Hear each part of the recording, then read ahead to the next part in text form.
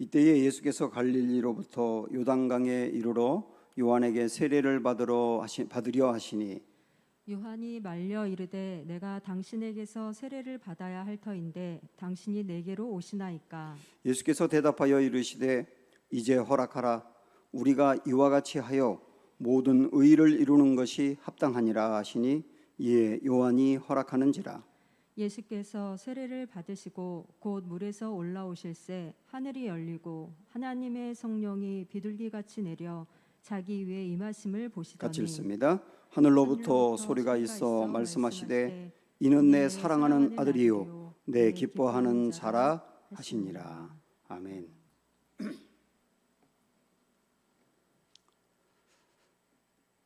글을 쓸 때 연역법이라는 게 있고 귀납법이라는 게 있는 거 여러분 아시죠? 연역법은 결론을 먼저 얘기하고 그 다음에 그 결론이 맞다는 것을 하나하나 증명해가는 식으로 글을 쓰는 겁니다. 근데 귀납법은 반대로 결론을 맨 마지막에 내리고 그 결론이 나오기까지 하나하나 설명해가는 형식으로 글을 쓰는 거예요. 우리 예수님이 30세까지 사생애를 사셨습니다.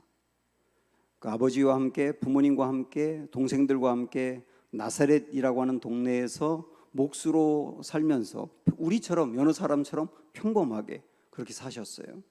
그러다가 30세가 되었을 때 드디어 공생애를 시작합니다. 하나님이 주신 사명이 무엇인지를 알고 그 일을 위해서 당신의 인생을 불꽃같이 드리는 3년 동안의 삶을 공생애라고 말합니다. 그런데 공생애를 시작하면서 우리 예수님이 제일 먼저 하신 일이 뭐냐면 세례를 받는 거였어요. 왜 공생애의 시작을 세례받는 것으로 하셨을까? 의문이 생기지 않습니까? 여기서 우리는 제가 앞에서 말씀드린 글쓰기 형식 중에 연역법이라는 걸 생각해 보셔야 돼요. 결론을 먼저 얘기해 놓고 그 결론이 맞다고 하는 것을 증명해 가는 형식이라고 그랬죠. 우리 예수님이 세례를 받으신 것은 예수님이 이 땅에 왜 오셨고 무슨 일을 하기 위해서 오셨는지 사실은 결론을 먼저 보여준 거예요. 세례라고 하는 것은 예수님이 이 땅에 오시고 하실 일에 대한 결론을 먼저 보여준 거라고요. 그리고 그 다음 나오는 말씀에서부터 미리 보여주었던 결론을 하나하나 증명해가고 있는 겁니다. 그래서 여러분 이렇게 이해하시면 됩니다. 세례는 예수님의 삶의 결론을 미리 보여준 것이다. 세례 요한은 이 구약의 마지막 성경인 말라기서 마지막 4장에서 앞으로 엘리야가 올 것이다 라고 예언했었는데 바로 그 엘리야에 해당되는 사람이 세례 요한입니다. 그는 와서 많은 사람에게 세례를 주었거든요. 그래서 우리는 요한 앞에 세례 요한이라고 그럽니다. 원래 세례 요한 이전에는 세례가 있긴 있었는데 그때 세례는 셀프 세례였습니다. 그러니까 누군가에 의해서 세례를 받는 게 아니라 자기 스스로 물속에 들어갔다 나옴으로 거룩해지는 이런 세례를 했었거든요. 그러다가 세례 요한이 오면서 누군가에게 세례를 베풀게 된 거예요. 그래서 세례 요한이라고 부르게 됩니다. 그런데 세례 요한은 세례도 중요하지만 요한이 전한 메시지가 사실은 더 중요합니다. 요한이 전한 메시지는 크게 두 가지였거든요. 하나는 첫째는 2절을 보시면 회개하라 천국이 가까이 왔느니라. 이게 첫 번째 메시지였어요. 회개하라. 회개하라. 그러면서 그 뒤에 나오는 말씀을 보면 회개하라. 회개하지 않으면 마치 도끼가 나무 옆에 놓여 있는 것처럼 그 날카로운 도끼로 나무를 찍어낸 그 나무를 불에 태우는 것처럼 이런 심판이 기다리고 있다. 이렇게 강력하게 설교를 한 겁니다. 그러니까 세례 요한의 설교를 듣는 사람들은 두려울 수밖에 없어요. 왜냐하면 우리도 심판을 당할지 모른다. 내게 죄가 있는데 이 죄 때문에 심판을 당할지도 모른다라고 하는 생각 때문에 굉장히 두려울 수밖에 없었다고 해요. 이때 요한은 두 번째 메시지를 전했어요. 그게 3절입니다. 그는 선지자 이사야를 통하여 말씀하신 자라. 일러스되 광야에 외치는 자의 소리가 있어 이르되 너희는 주의 길을 준비하라. 그가 오실 길을 곧게 하라 하였느니라. 여기에 선지자 이사야를 통해서 예언했었다 그러잖아요. 이사야 40장에 보면 이 예언이 나와 있는데 앞으로 주의 길을 곧게 할 사람이 나올 거다. 그리고 주가 오실 길을 준비할 사람, 다시 말하면 길 닦을 사람이 올 거다라고 예언했던 겁니다. 근데 그 사람은 광야에서 외치는 소리가 될 거다.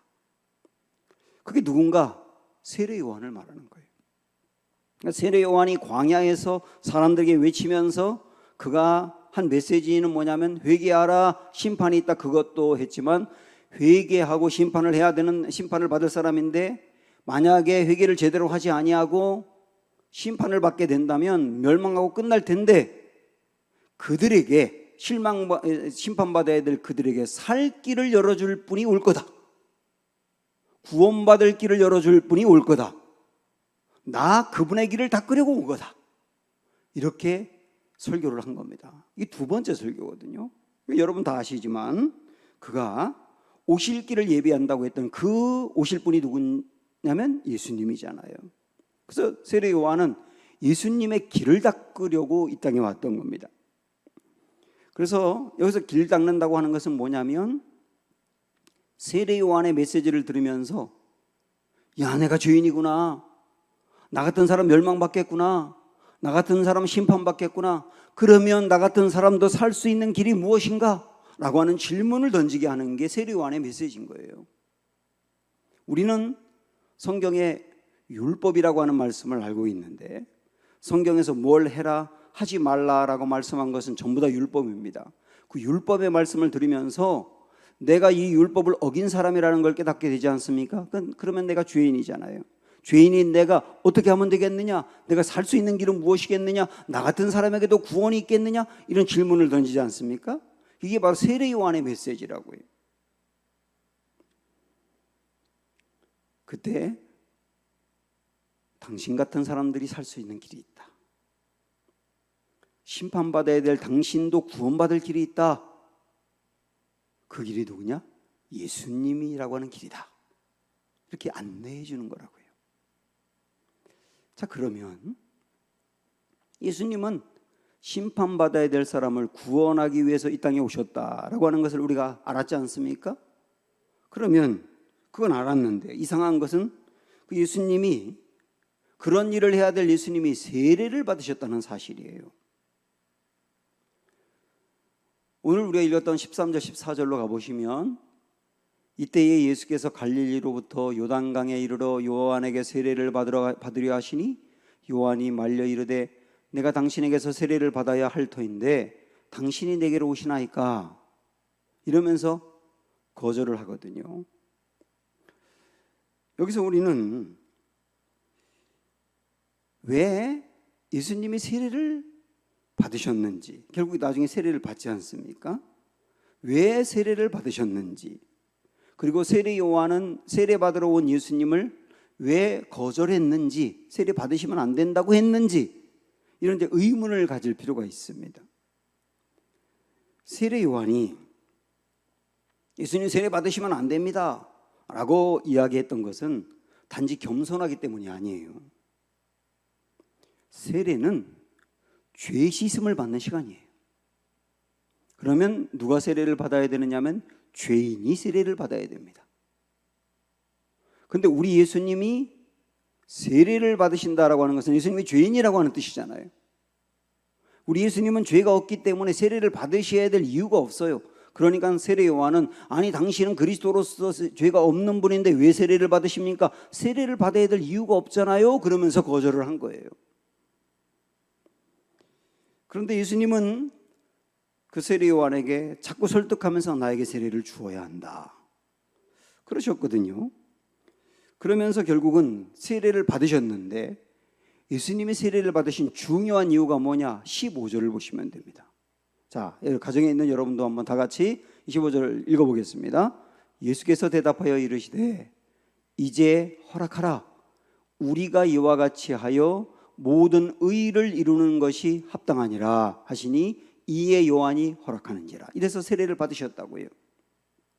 예수님이 세례를 받으셔야 될 이유가 없는 분이지만 그럼에도 불구하고 세례를 받으신 이유가 뭐라고 나오느냐면, 여러분 이 말씀에 노란 글씨로 되어 있는 거 보시겠지만, 우리가 이와 같이 하여, 그 말은 뭡니까? 당신은 나에게 세례를 주고 내가 세례를 받아야 모든 의를 이루는 것이다 라고 말한 거예요. 내가 세례를 받아야 모든 사람에게 의로워지는 길이 열린다, 그런 얘기죠. 내가 세례를 받아야 될 이유가 없지만, 그러나 그래도 내가 세례를 받아야 모든 사람이 의로워지는 길이 열린다예요. 의로워지는 길이 열린다는 것은 구원의 길이 열린다, 생명의 길이 열린다예요. 다시 한번 여러분 스크린으로 정리 한번 해보실까요? 예수님이 세례를 받으신 이유는 죄인이 의로움을 얻게 하려고 해요. 예수님이 세례를 받으셔야만 죄인이 의로워진다, 그 말입니다. 그래서 받으신 거예요. 그러면 또다시 여러분이 이제 의문을 가지셔야 됩니다. 예수님이 세례를 받는 거하고 죄인이 의로워지는 거하고 무슨 연관이 있을까요? 연관이 있으니까 예수님이 세례를 받으신 거 아닙니까? 무슨 연관이 있을까요? 잘 들으세요. 예수님이 세례를 받으신 것은 예수님이 죄인이 아님에도 불구하고 죄인과 동일시하신 겁니다. 죄인과 동일시하신 거예요. 동일시했다는 말은 죄인이 아닌 예수님이 죄인의 자리로 가셨다는 거예요. 죄가 없는 분인데 모든 사람들의 죄를 담당해서 당신이 죄인이 되셨단 말이에요. 그리고 우리 예수님은 심판을 하셔야 될 심판주인데 당신이 심판을 당하시는 자리로 가신 거예요. 왜냐? 심판을 당해야 될 사람들을 거기서 건져내 생명의 길로 가게 하려고. 이게 바로 예수님이 세례를 받으신 이유라고요. 당신이 죄인과 동일시되어 죄인의 자리로 들어가셔서 죄인들의 모든 죄를 담당하시고 결국 그렇게 심판을 받음으로 말미암아 심판받아야 될 사람들을 살려내기 위함이다. 결국은 아까 제가 말씀드렸지 않습니까? 예수님의 세례는 앞으로 어떤 일을 하실지 결론을 미리 보여준 거라고요. 그러면 우리 예수님이 앞으로 어떤 일 하실 건가요? 죄인이 되어서 사람들의 죄를 담당하여 십자가에서 심판을 받는 길, 그게 예수님의 결론 아닙니까? 그 결론을 내가 그런 길을 걸을 거야 라고 미리 보여준 게 세례란 말입니다. 여러분 생각을 해보십시오.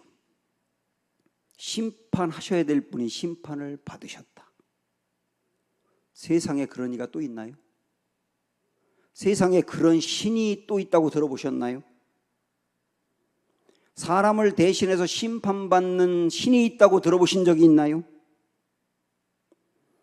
어떤 사람들은 종교라고 하는 것이 귀신이 해코지할 것 같아가지고 귀신이 활동하는 날을 피해가지고 손 없는 날에 이사하고 그날에 결혼하고 그리고 해코지 하지 말아달라고 빌고 유물을 드리고, 그게 종교 생활이에요. 늘 두려움에 떨어야 되고 고통을 당하는 게 그게 종교 생활이라고. 우리 예수님은 이런 신앙생활을 거부하셨어요. 이슬람에서 사람들이 믿는 알라, 그 알라가 인간이 되어서 인간 땅으로 내려와서 대신 심판을 당했다는 이야기를 들어보신 적 있습니까? 불교나 힌두교에서 그들은 어떤 기준을 정해놓고 이 경지에 올라가기 위해서 애쓰고 노력합니다. 헌신하고 선행하고 내려놓고 또 내려놓고, 그러면 이 경지에 올라간다고 생각을 해. 그 경지에 올라가는 사람이 구원을 받는다고 생각하는 거예요. 그러면 그 경지까지 올라간 사람이 있겠는가? 있다면 얼마나 있겠는가? 거의 대부분의 사람은 그 경지에 올라가지 못하기 때문에 구원이 없는 거예요. 있더라도 극히 소수에게만 구원을 주는 그런 것을 우리 주님은 거부하시는 거예요. 우리 주님은 부지런히 공로를 쌓아라. 공로를 그만큼 쌓으면 내가 구원을 줄게 라고 말씀하시는 게 아니라 너희들은 공로를 충족시킬 만큼 의롭지가 않다. 너희들이 죄를 지었지만 너희들의 노력으로 죄 문제를 해결할 수가 없다. 그래서 어느 누구도 구원에 이를 수가 없다. 그런데 내가 너희들이 구원받지 못하는 조건을 다 안고 십자가에서 죽을 거다. 그리고 너희에게는 구원을 줄 거다. 이게 기독교라고요. 이게 예수님이 걸으신 길이라고요. 그리고 그 소식을 우리에게 알려주는 게 복음이라고요. 마이크라고 하는 아이가 있는데요. 이 아이가 어릴 적부터 교회를 다니는데 항상 어떤 할아버지 옆에 앉아서 함께 예배를 드립니다. 그러다 보니까 할아버지하고 친해져서 그 옆에 있는 그 할아버지를 자기 친할아버지처럼 좋아하고 따라요. 그런데 어느 날 이 마이크가 교회 안에서 큰 말썽을 일으켜가지고 꾸중을 당했어요. 그 꾸중을 당해가지고 애가 주눅 드는 상태로 할아버지에게 왔는데 그때 할아버지가 이 아이에게 이렇게 말씀하시는 거예요. 마이크야, 내가 큰 말썽을 부리긴 했다만 나는 내 편이란다. 그게 이 마이크에게 굉장히 위로가 되고 감동이 돼요. 점점점 이 마이크는 나이를 먹어가고 신앙생활을 계속하면서 할아버지가 했던 그 말이 복음과 연관된다는 것을 깨닫기 시작해요. 이 할아버지는 이 아이에게 너 똑바로 행동해. 그러면 내 편이 되어줄게. 이렇게 말한 게 아니라 마이크야, 내가 큰 말썽을 부리긴 했다만 나는 내 편이란다. 마이크가 어떤 공적을 쌓고 공로를 쌓고 조건을 쌓았기 때문에 내 편이라고 말하는 게 아니라 흠도 많고 부족함도 많고 공로도 쌓지 않았는데 내가 내 편이란다라고 말해준 그 할아버지의 말이 복음이라는 걸 깨달아 간다고요. 나중에 예수님을 알고 말씀을 알고 난 다음부터 우리 예수님이 하신 일이 할아버지가 들려줬던 그 말과 같은 거구나 하는 것을 깨닫게 됩니다.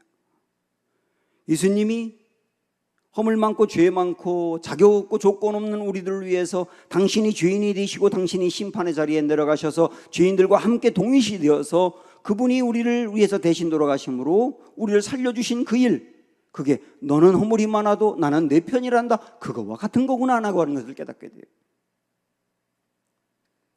그러면서 예수님을 만나게 된 거예요. 주님이 죄인들의 땅에 오셨고 그분이 죄인들과 동일시되어서 죄인들과 함께 하셨어요.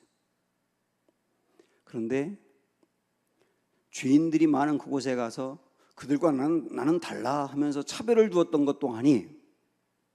여러분 아시지 않습니까? 창녀들이 예수님을 찾아왔어요.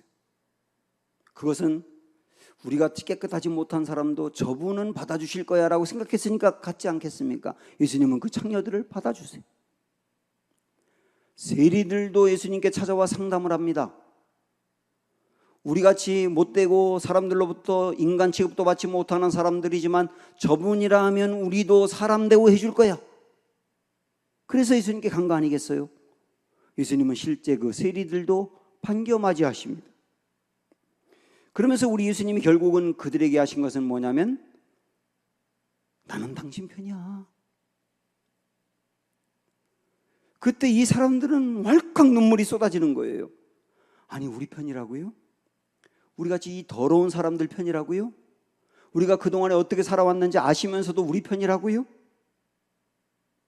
그 말, 나는 내 편이야 라고 하는 그 말을 들었을 때 이들은 그럼 우리 같은 사람도 살 길이 있겠군요.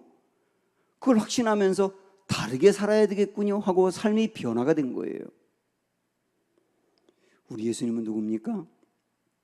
우리 예수님은 찾아오시는 분. 우리 예수님은 죄인들과 같이 노신 분. 우리 예수님은 죄인들과 동일시하여 죄인의 자리로 내려가신 분, 그리고 그들을 대신해서 심판받으신 분. 이 모든 것을 미리 보여준 게 뭐라고요? 세례받으신 거라고. 그럼 예수님이 하신 일들이 무엇인지 이제 여러분이 듣고 알았다면 우리가 할 일은 무엇입니까? 마음을 열어 그분을 받아들이면 되는 거예요. 그 마음을 열어 그분을 내 마음에 모시겠다고, 나와 함께 해달라고, 나의 평생을 책임져 달라고, 나의 인생을 당신에게 맡기겠다고 내 마음을 열어 받아들이는 것, 이게 구원입니다.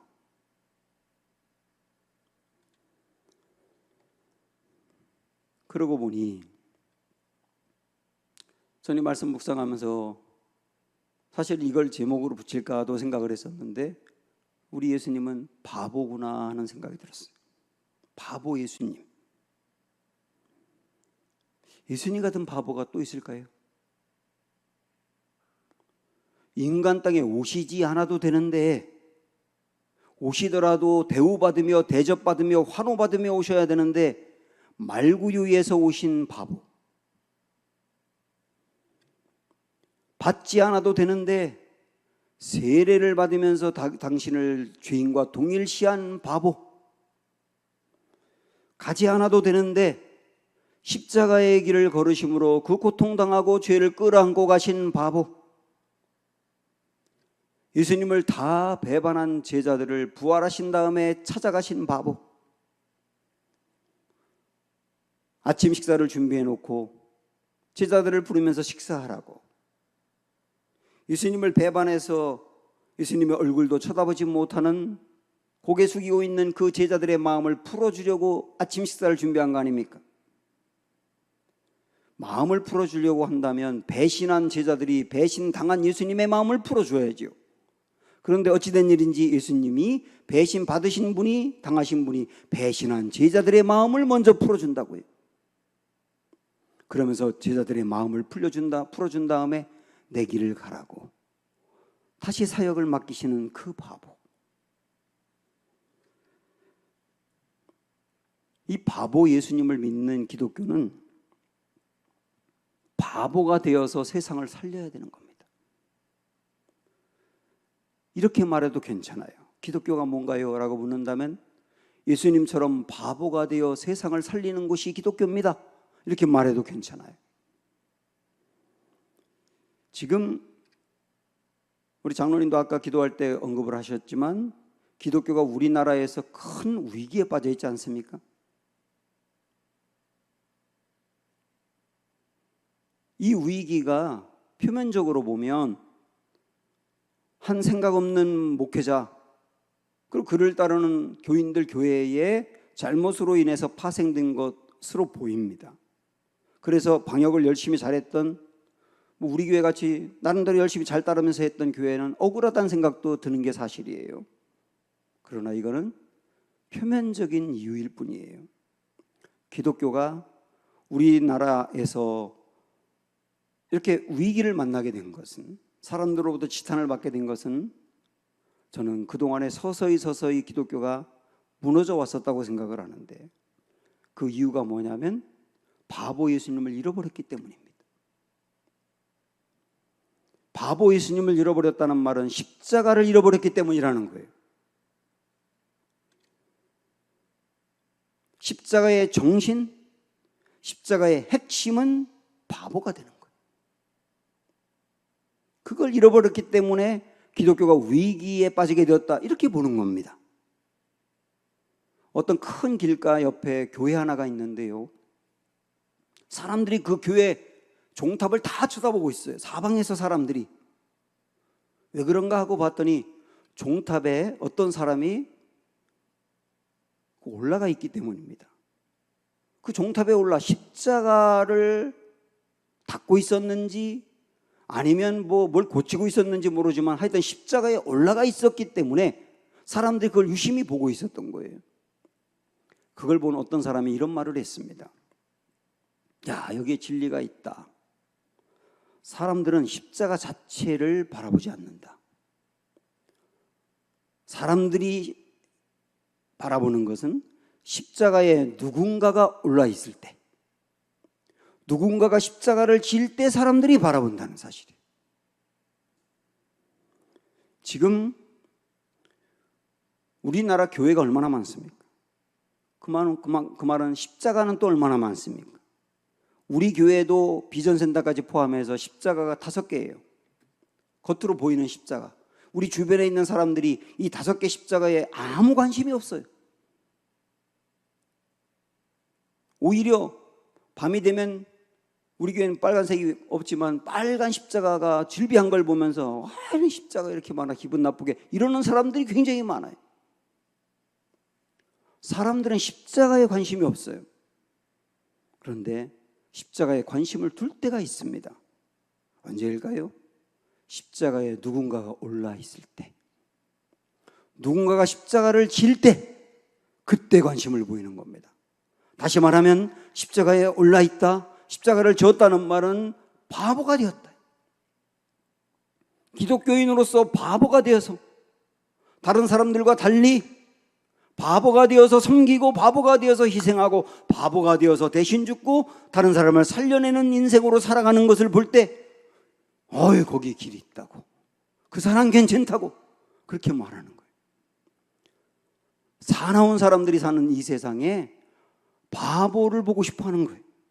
저는 위기에 빠진 한국 교회가 우리 다 포함해서 다시 일어서고 이 사회 속에서 다시 소망이 되려면 바보의 자리로 가야 한다. 예수님처럼 바보의 자리, 십자가의 자리로 다시 내려가는 길밖에 소망이 무엇이 있겠느냐라고 보고 있는 겁니다. 예수님이 그 길을 걸으셨으니까요.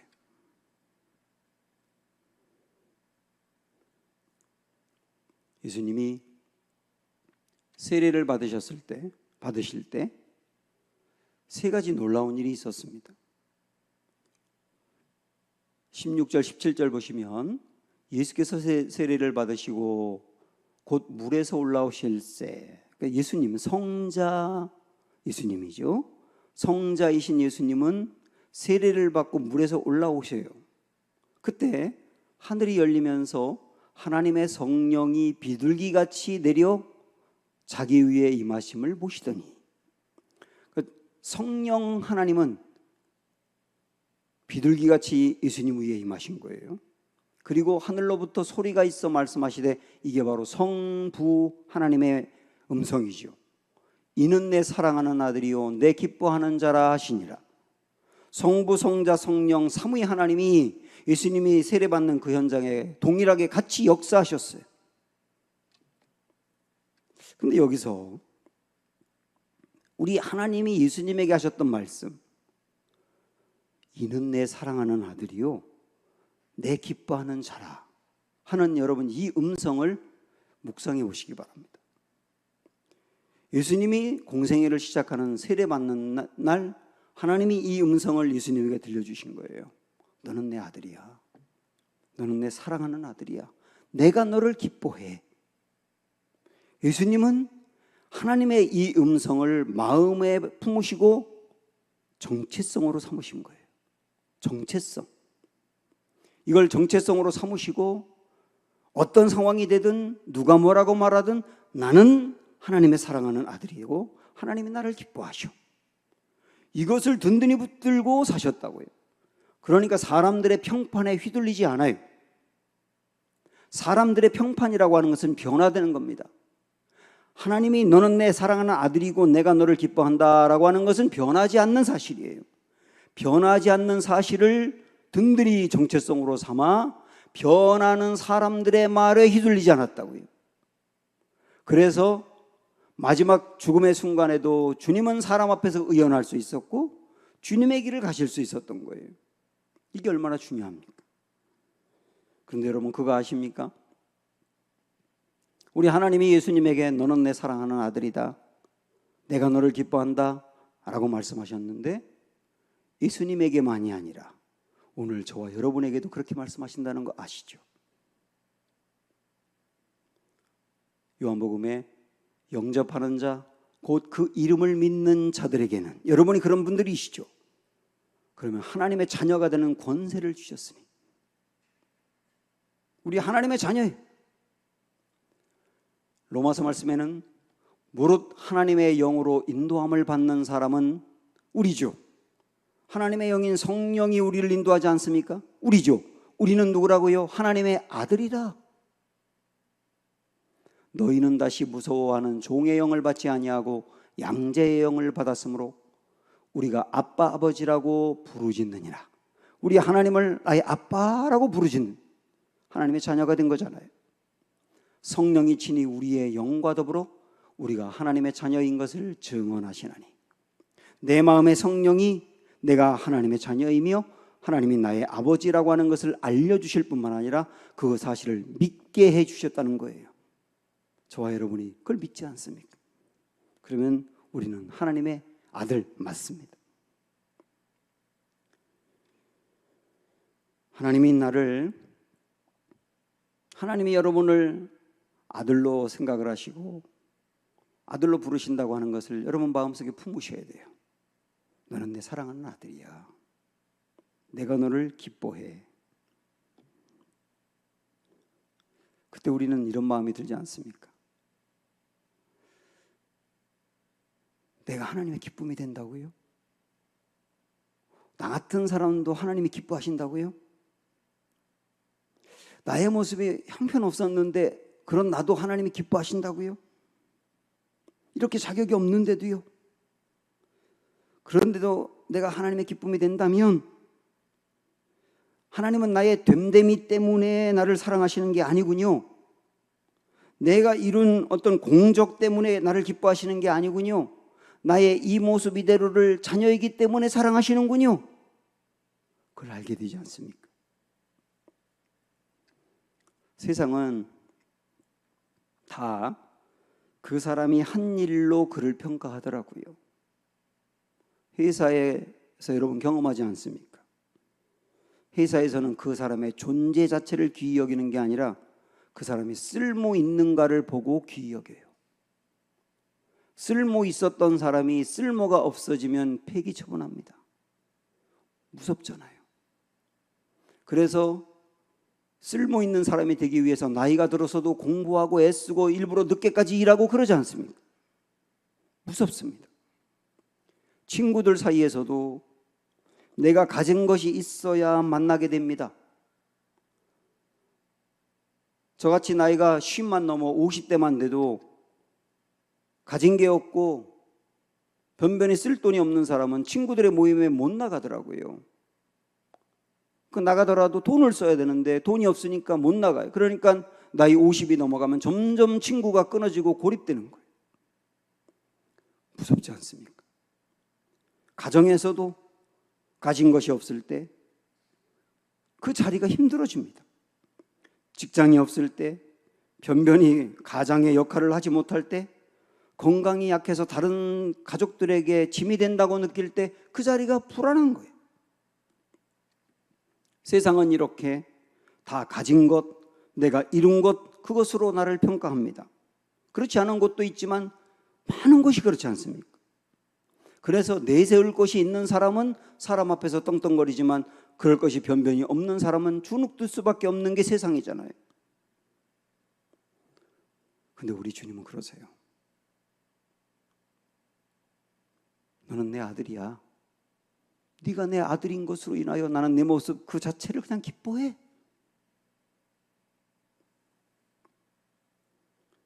어떤 때는 누군가가 나를 사랑한다고 하면 그냥 눈물이 왈칵 쏟아지는 분이 있습니다. 제가 이전 교회에서 또 교우들이 생일을 맞으면 이렇게 문자를 보내드리고 했는데 어떤 식당을 운영하는 집사님이 생일을 맞아서 제가 이렇게 보냈습니다. 귀한 집사님, 집사님이 수고하는 거 하나님이 다 아세요. 열심히 사는 거 하나님이 다 아세요. 주님이 집사님을 사랑하시고 기뻐하세요. 그런데 그분이 그 문자를 받고 펑펑 울었다는 이야기를 들었어요. 귀한 집사님, 그 말을 듣고 자기가 이런 말을 처음 들어봤대. 자기가 귀한 줄 몰랐대. 그런데 자기를 귀하게 여겨준다고 생각하니 그냥 눈물이 나온 거예요. 남편은 술에 빠져 살다가 알코올 중독자 같이 되었고, 변변히 일하지 못하고 건강 나빠지고, 그래서 내 가정을 내가 가장이라고 생각하며 어떻게 해서든지 아이를 키워야 된다고 생각하며 죽을 고생하며 일하고 있는데, 그래서 자기는 늘 부족하다고만 생각하고 형편없다고만 생각했는데, 아니 그렇게 살지 않았으면서도 그렇게 생각했는데 귀한 집사님, 그게 마음을 녹인 거예요. 그리고 집사님의 수고를 하나님이 알아주세요. 몰라주는 줄 알았어요. 무뚝뚝한 경상도 남자는 한 번도 아내에게 수고했다, 고맙다, 사랑한다 말해준 적이 없어요. 그래서 고생하면서도 아무도 몰라주는 줄 알았는데 하나님이 알아준대요. 그리고 하나님이 그 집사님의 삶 자체를 사랑하고 기뻐한대요. 사랑한다는 말을 정말 오랜만에 들어본 거예요. 아니, 나를 사랑한다고요? 나를 기뻐한다는 말은 내 삶을 하나님이 인정하고 그리고 기대한다는 뜻 아니에요?